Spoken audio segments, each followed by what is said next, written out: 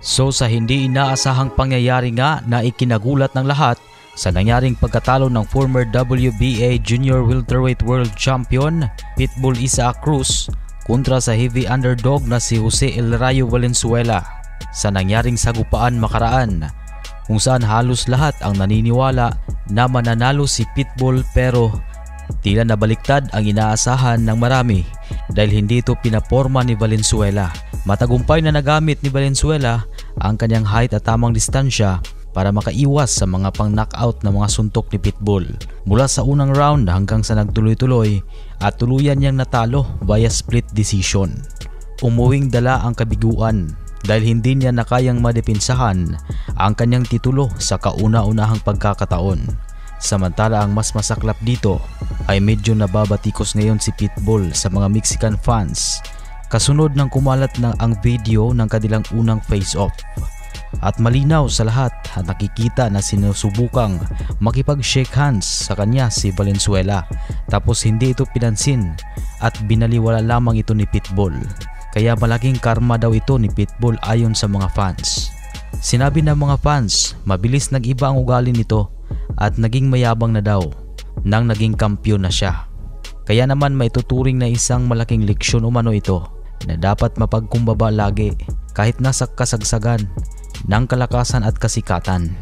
At sinabi naman ni Valenzuela na sinusubukan niya lang daw na makipagkamay kay Pitbull dahil nire-respeto daw niya ito bilang kampiyon. At dagdag pa ni Valenzuela na lalo at pareho lang naman daw silang dalawa na Meksikano na dapat daw ay magrespetuhan sa isa't isa. Kaya inamin ni Valenzuela na dahil sa ipinakita ni Pitbull ay ang isa sa naging hamon sa kanya sa kanilang laging laban na magpursige para talunin si Pitbull. Habang si Pitbull naman kahit hindi pa sila nagtutuos ay tila lumagpas na siya dito kay Valenzuela sa kadahilanan na nakatutok ang kanyang atensyon sa paghahamon na labanan ang mga halimaw sa boxing. Gaya na lamang ni Ryan Garcia, Teofimo Lopez, Devin Haney at Gervonta Tank Davis. Pero sa kabiguang pangyayari para kay Pitbull ay malabo na ang tsansa upang makamit niya ang kanyang mga nagugustuhang tapatan dahil hindi siya pinaporma sa bagong kampiyon na si El Rayo Valenzuela.